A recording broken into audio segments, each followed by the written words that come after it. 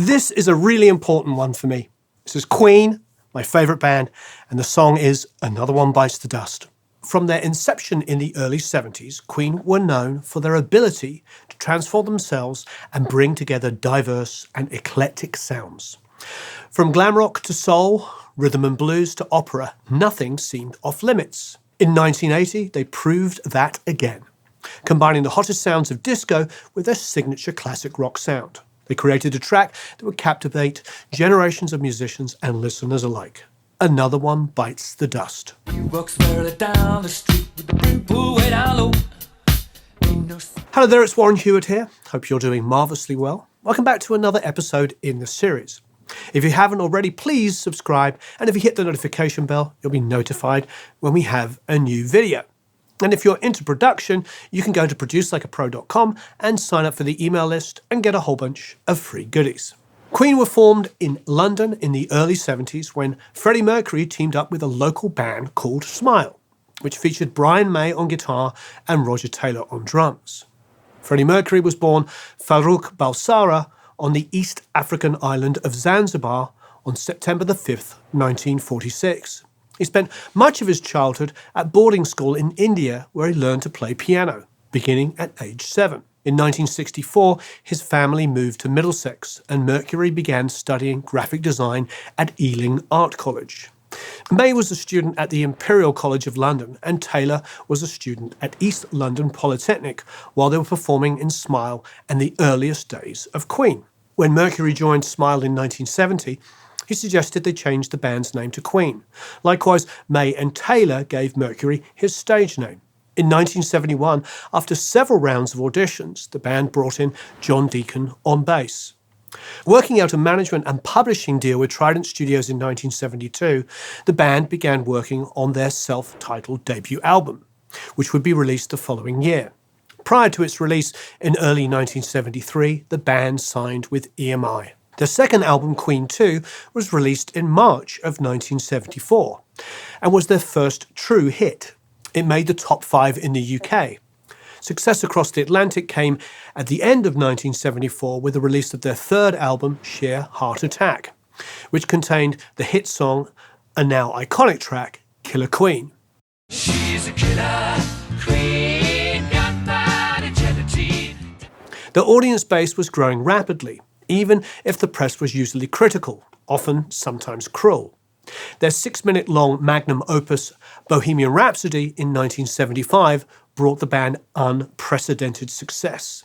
It remains one of the most important tracks of their history and of music, and it showcased the dramatic diversity of sound for which the band was becoming increasingly known.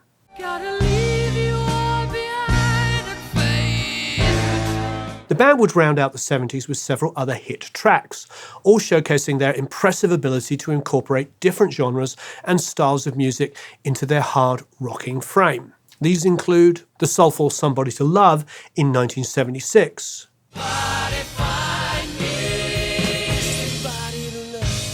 and two of the biggest stadium anthems of all time, We Will Rock You and We Are the Champions in 1977.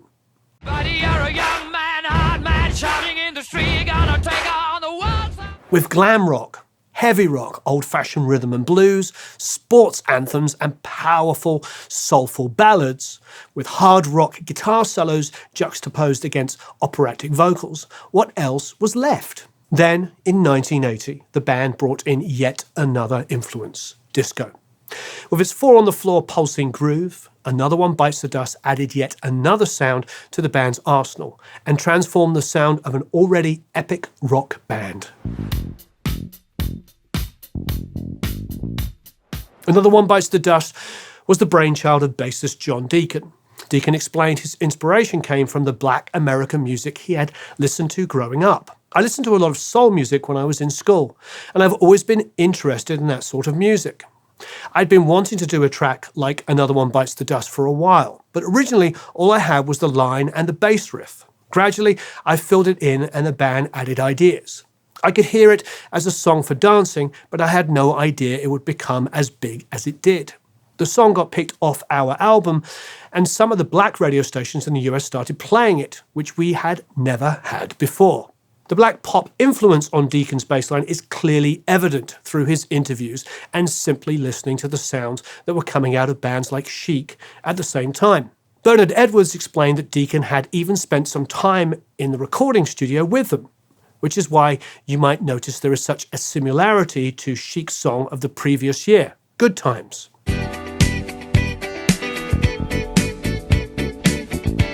Whether it was an intentional inspiration or not, Chic's disco grooves were certainly the sound of the times, and Deacon was enamoured by their musical creativity. In Another One Bites the Dust, this pounding bass riff really does provide so much of the song's character, so much that Mercury's vocals often align directly with it, especially on the iconic refrain, Another One Bites the Dust.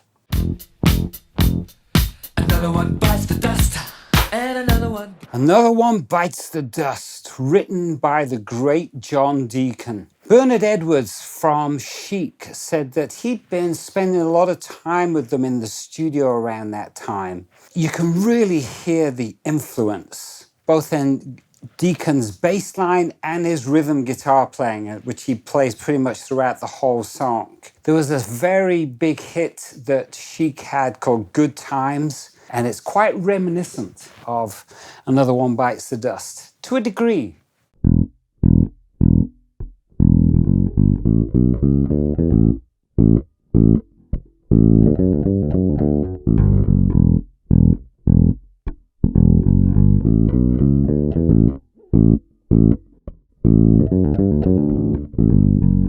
Forgive me if I didn't play it correctly, but you get the idea of the vibe. Very, very similar there. Of course, John simplified it and just took that part. Here's a few observations that surprised me when studying this bass line. I always thought that that little pickup bit happened a lot more than it did. It only happens 4 times. 2 of those are in the intro. Another observation was that I instinctively played the little skip note a little bit more lazily than he did. I instinctively would play. His is a lot more, it's a lot shorter and tighter, creates a slightly different rhythm. And with him playing the rhythm guitars as well, it's super tight. So his is more like this. Very, very subtle difference, but we're talking about subtle differences here because this is a repetitive bass line, which makes it wonderful because it's hypnotic. It really draws you in. I'm pretty sure he would have recorded this on his Music Man. I saw Queen in 77 and around that time, and also the Another One Bites the Dust video, he's playing the Music Man. The Music Man Stingray has the single pickup, and it has that unique bridge system. So I created it on my, this is a signature bass, a signature fretless body, if that makes sense, with a rosewood fingerboard fretted. I'm using it all the way in the bridge position, and I put the mute cover on, which has the foam mute underneath. So it creates a very, very dead sound. And I've rolled a lot of the treble off as well to give it a very kind of honky tone. I'm pretty convinced that they did not use any amp on this because when I just go DI, it sounds right. And that's really about it. So there it all is. It's a wonderful piece of writing and visionary. John Deacon played just about everything. There's the drum loop, of course, and all the effects, but John pretty much did everything. And Freddie got right behind it.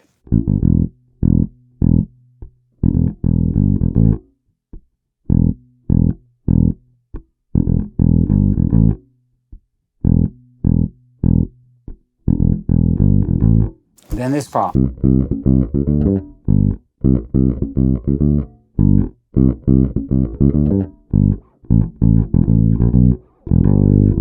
That's my favorite part, the little bend up. Anyway, nice job, John Deacon. You know, on the first Queen album, they called him Deacon John. It was on the credits that way. So maybe I go way back with Queen. Anyway, I digress. Fantastic job, John Deacon. The drum's dry, tight sound is another unforgettable element of the song. Taylor explained that he stuffed his drums with blankets and tuned his drums as low as he could possibly go to get that dry sound that Deacon had imagined.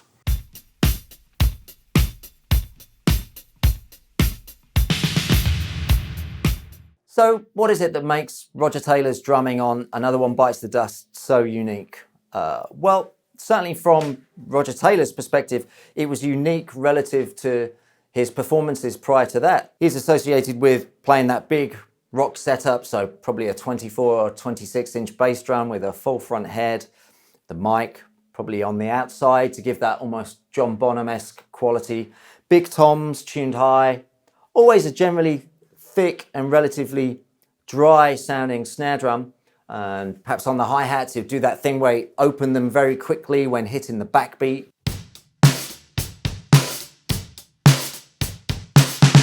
And then you'd have things like the washy ride cymbal or the flamboyant rolls around the toms. On Another One Bites the Dust, they were all pushed to one side, somewhat reluctantly, apparently, to play this, what is a loop between the bass drum, snare drum, and hi-hat.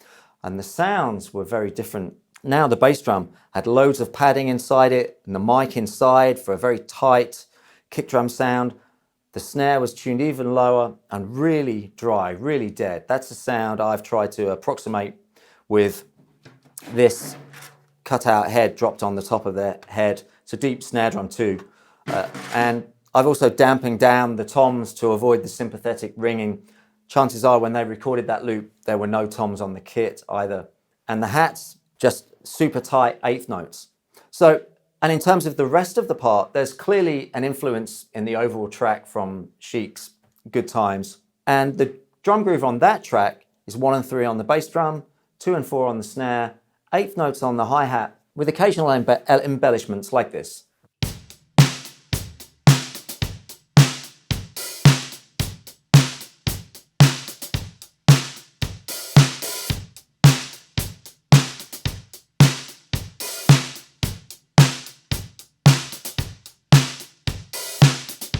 Queen took the simplicity of that pattern one step further and removed all the embellishments on the hi-hat, just went with straight eighth notes. But now the bass drum plays quarter notes. So that means there's now a bass drum underneath the snare on the backbeat on beats 2 and 4, which really thickens up that snare drum sound. Can give the impression that it's just a super low snare drum, which it already is, but it also is now backed up with the bass drum underneath it. Here's the whole pattern.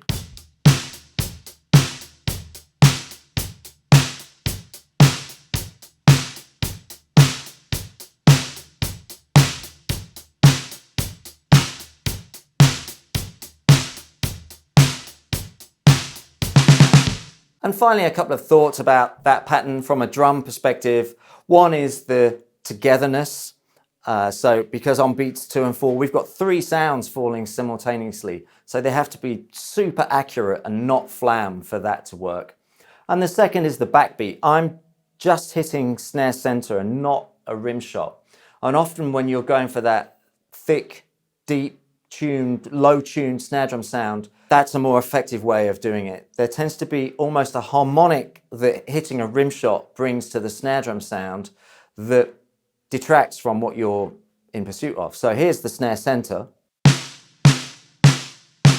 and now the rim shot. So you could hopefully hear that the snare center gives us a thicker sound. Here we go, Another One Bites the Dust.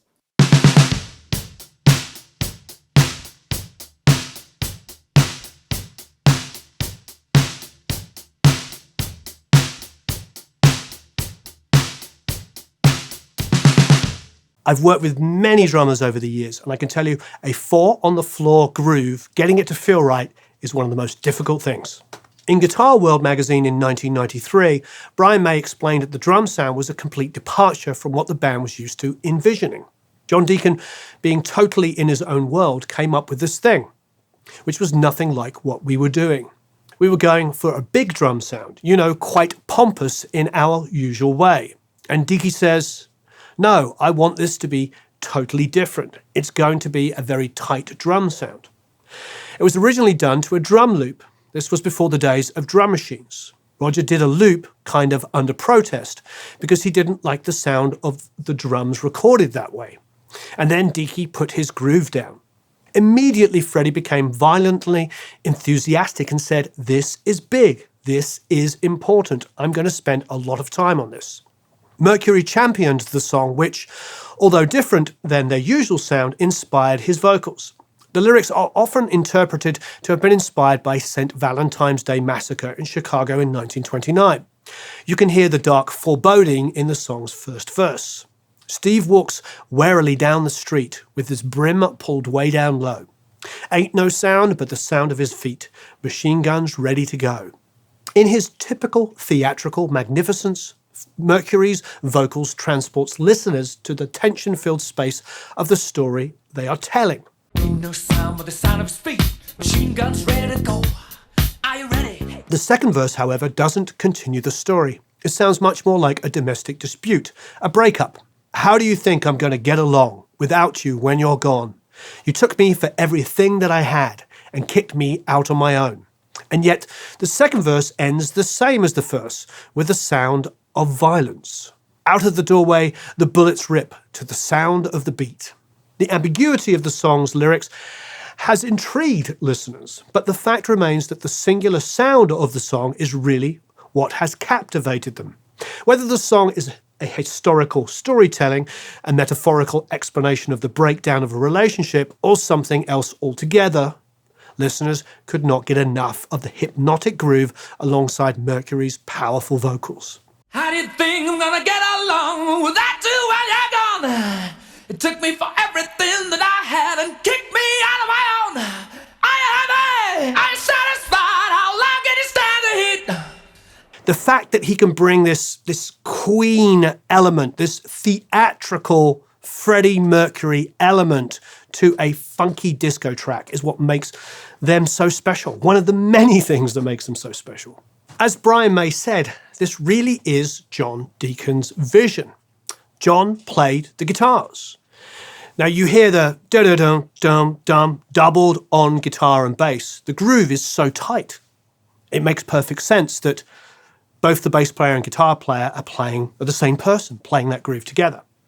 The funk guitar is just the right kind of groovy and, dare I say, ever so slightly sloppy, which makes it feel really, really good. I think the only thing that possibly could have been Brian is the heavy guitar, basically because it sounds like Brian's tone. However, it could be John playing through Brian's setup. Now, Brian did add effects on it. There's some harmonized guitar and sounds that build the texture of the song, and they're never distracting, and they never, ever take away from the powerful groove. These sounds, they heighten the intensity, especially at key transitional moments. And surprisingly, there is no synthesizers in it. All of those harmonized sounds are all from Brian's guitar.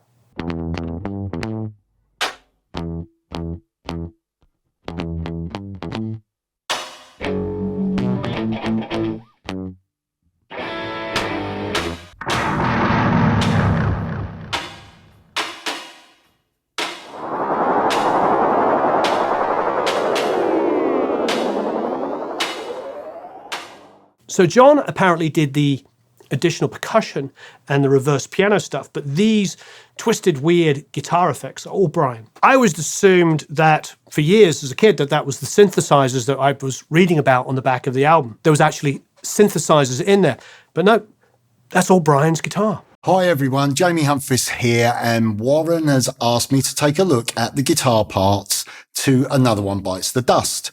Now this is quite an interesting Queen song for us to look at because the majority of the guitar parts are actually played by John Deacon.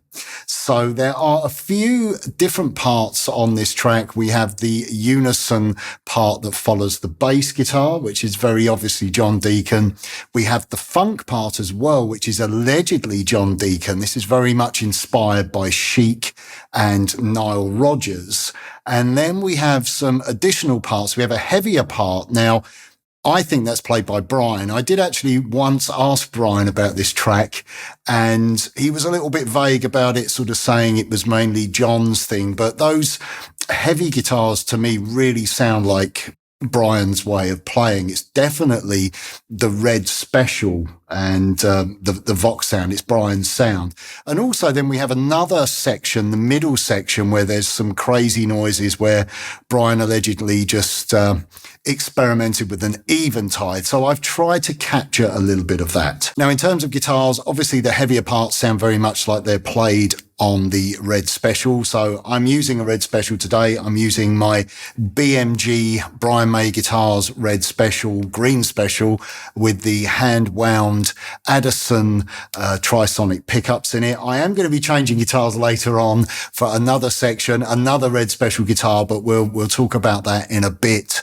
But I would imagine that John either played a Strat or a Telecaster. I can't be sure. They used quite a lot of Telecasters in Queen. It was a guitar that featured, so I would imagine it's a Fender guitar of some description. But I've chosen to stick with the Red Special for this, even for the clean DI part. I'm also using a sixpence. Don't necessarily have to use a sixpence, but I always feel a bit weird playing my Brian May guitar without a sixpence. For the guitar tone, I'm using Amplitude Brian May. I'm using that for the sort of semi-clean, slightly pushed funk part, and also for the heavier parts. I'm also using a distorted sound for the middle section, albeit that I'm using the Eventide H910 plugin on the UAD. But for the main part that doubles the bass, I'm just DI, just using a compressor, trying to get a little bit of that pop to the sound. So let's break this down into the key parts. First of all, let's have a look at what John Deacon is playing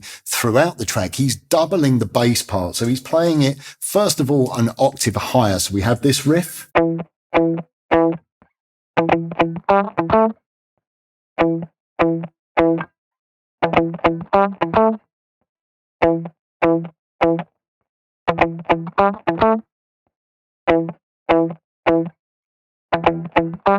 Now for that part, I'm trying to keep it as cut off and as tight as possible. So I'm using a bit of palm muting as well. Let's just play that slowly.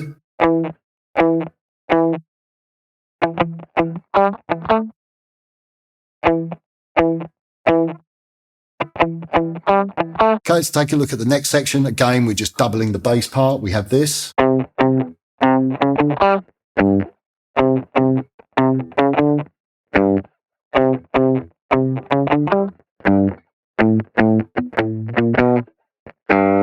And then we're going to play the riff an octave lower. So we have this.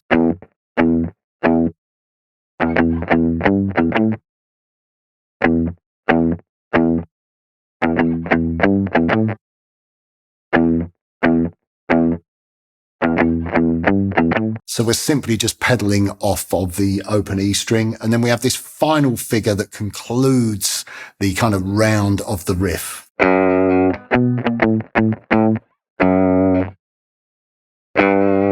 So now I'm going to play a slightly abbreviated version of what John plays, just going to trim it down a bit so you can just see all of the sections working together. Here we go.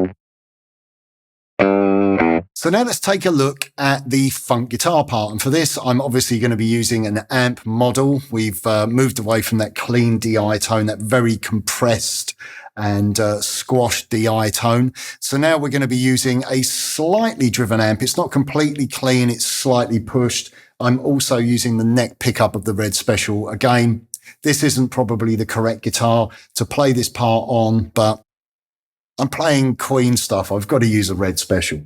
So for this section, we're using an E minor chord. It's just an A shape played at the 7th fret, and we're utilizing some percussive mutes. We're playing with a 16th note rhythm with our picking hand. And then we're dropping down to an A minor 7th. We're just playing the D, G, and B strings with our first finger. And you're sliding in from the 4th fret. So you're playing that at the 5th fret and then sliding in from the 4th fret. So from an A flat minor 7th chord. So put those chords together.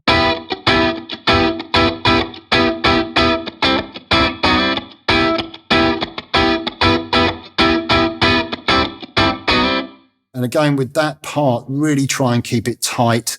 All those downstrokes, I'm sort of relieving the pressure of the fretting hand to sort of cut those off. So da da da da da da da da da da da da, you know, cutting the parts off, really making it quite choppy.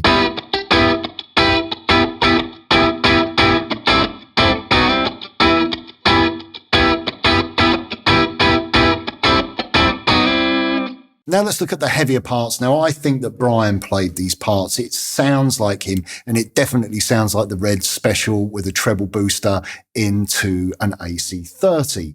Now, we have a couple of different parts going on, or should I say 3 different parts going on. We have the initial heavy chord that outlines that G note to the E when we go back into the that riff. We have a chord part there, which is it's kind of wide. It sounds like it's double tracked.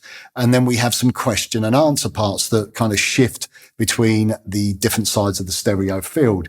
So the first part we have is just this. It's just a G5 chord to an E. When it kind of highlights that part of the riff when we have the bass part.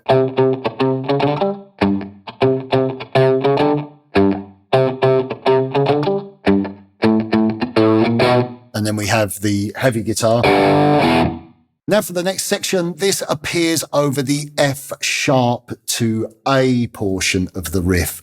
Obviously I'm using the wrong tone here, but John Deacon is doubling the bass where we're going like so.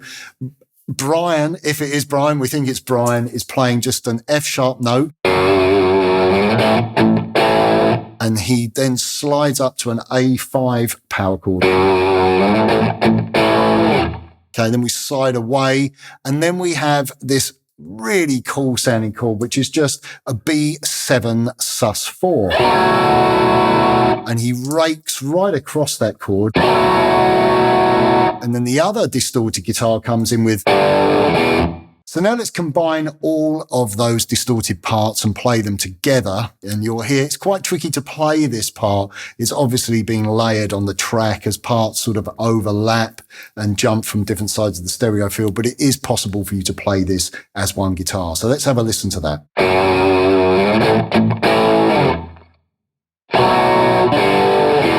Sounds a little bit rushed. There's something about the way that it was recorded where, you know, that B7 sus4 chord, you know, really rings out. It's such a great sounding chord. And then we cut off nice and tight to that G5 to the E5 chord. So with the wonders of video editing, I've changed guitars. And you might be asking, why have you changed to another Red Special? Well, this is my Guild guitar. This is my 84, which features the Damasio pickups. It's quite a different sounding guitar. This was actually my favorite guitar, or my favorite Red Special when I was a kid. I loved the look of all the black with the black pickups, and also the Kayla system as well. I just thought it was such a cool looking guitar. And I actually got to play one of Brian's ones as well in rehearsal and absolutely fell in love with it. So now I have my own one. The reason why I've swapped over to this guitar is because I couldn't quite get enough of a dropped growl when I was pushing the whammy bar down. Brian's original tremolo system that he designed, you can dive that thing so the strings are hanging off. You can get all these, almost like you get with a Floyd Rose system. I couldn't quite get that on the green guitar. So for the middle section, I swapped over to this.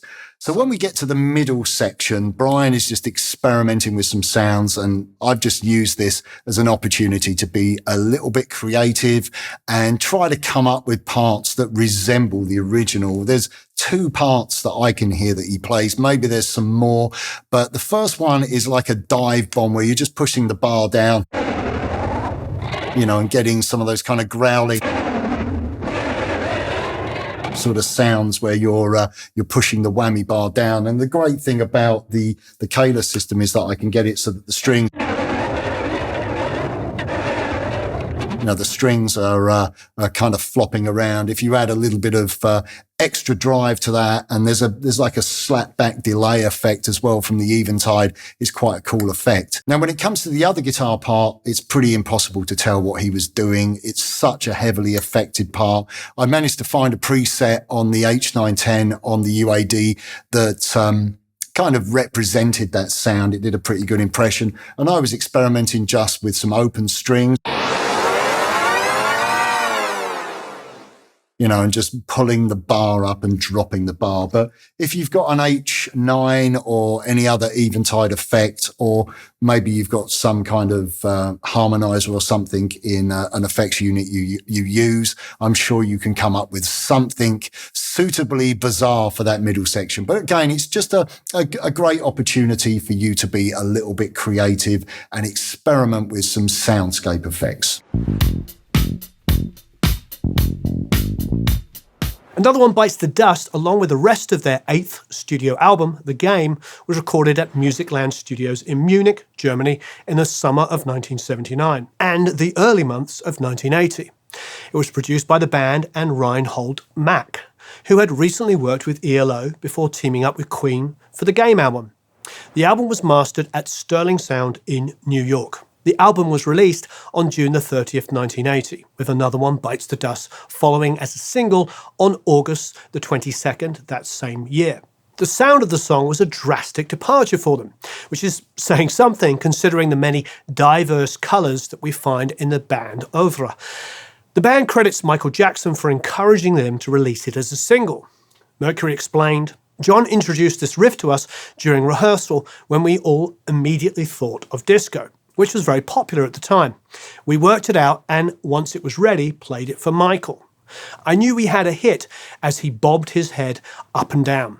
That's it. That's the gravy. Release it and it will top the charts, he said. So we did, and it did.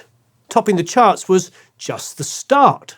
It hit the #1 spot in the US, Canada, Spain, and Israel, and the top 10 in the UK, Switzerland, New Zealand, South Africa, Ireland, Germany, Belgium, Australia, and Austria. It even hit #2 on the US Billboard Hot Disco Singles charts and the Hot Soul Singles chart. It spent 15 weeks in the Billboard Top 10 in 1980, the longest-running hit single of the year, and in 2012 was credited as the band's top-selling single with over 7 million copies sold.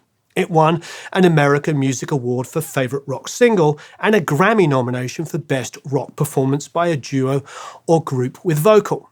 But the song has done more than that. It's inspired so much more than that. It has been constantly covered and sampled, as well as appeared in TV shows, commercials, and movies. And like We Will Rock You and We Are the Champions, it has also become a popular song for major sporting events, each time continually reintroducing the song to new generations of listeners. It's in its fusion of some of the biggest sounds of the era, disco and classic rock, it somehow managed to create an almost timeless sound and establish its impressive legacy in the history of popular music.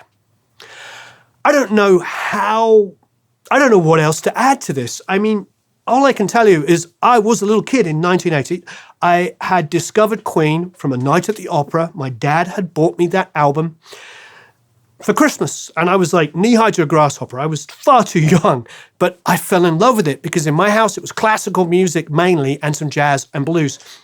And so there I was looking at these guys with the long hair, and wow, it was amazing. Okay, but then of course I bought the albums that came out afterwards. I got Day at the Races. And then of course, I got jazz in 78. I remember standing outside Boots the Chemist, waiting for them to open so I could buy the album. Anybody else remember that? It was in Fleet in Hampshire. And by 1980, when the game came out, they were beyond my favorite band. I got into the Beatles. I'd gone back and discovered their stuff. I was hugely into ELO, more to come on that, and so many great bands. And of course, I was listening to jazz and classical music. It was unavoidable. It's all that was playing in my house outside of that. So I was really versed in Queen. They are and were and will be always my favorite band. Then his album comes out and it's freaking awesome. Every album up to that point had said no synthesizers. This album didn't say that. This album had synthesizers, and it was just a blend of guitars and synths, and it had disco on it, which was so current. And of course, it had the 50s. It had a crazy little thing called Love. I've met people to this day that don't realize that that wasn't a cover. People think that was a cover. I know you're all smart enough to know that they wrote that, but to say that Queen are one of the most diverse bands of all time is a huge understatement. The reality is the bands with these massive pedigrees all share that in common. They share this one thing in common: multiple writers that can all write great songs. The Beatles had 3 incredible writers. They had Lennon and McCartney and Harrison, and even Ringo pitched in with a couple of singles here. I mean, and then you go to Queen. You had Freddie. You had John Deacon writing Spread Your Wings. I mean, You're My Best Friend. He wrote You're My Best Friend. And then, of course, Brian, another amazing writer. We Will Rock You. And Roger wrote I'm in Love with My Car, amongst many other great songs. This band had it all. And this album, I believe, A Night at the Opera, depending on the day, or Songs in the Key of Life. I mean, depending on the day, it's my favorite album. It's definitely a Desert Island Disc for me. But The Game might be their best album in many ways because it's their most diverse. And it really, I think at a time where they could have maybe lost some of their relevance, they didn't. They embraced what was going on. And they didn't just embrace it and incorporate it. They embraced it, incorporated it, and became the best at it. Anyway, I'm a huge fan. Thank you, John. Thank you, Brian. Thank you, Roger. And of course, thank you, Freddie, for this incredible song. And if you haven't already heard The Game, go and stream it. We'll put links to The Game. Is there any other songs that you want to feature in this series? I love doing these. I love being able to talk about music that is so important and so influential. It means a lot to me. Please leave any comments and questions below. List and other Queen songs that you love. There'll be more Queen songs to come. Don't get me wrong. Thanks ever so much for watching. So long, farewell, auf Wiedersehen, au revoir, adios, adio, tschüss, au revoir, goodbye. Thanks, everybody.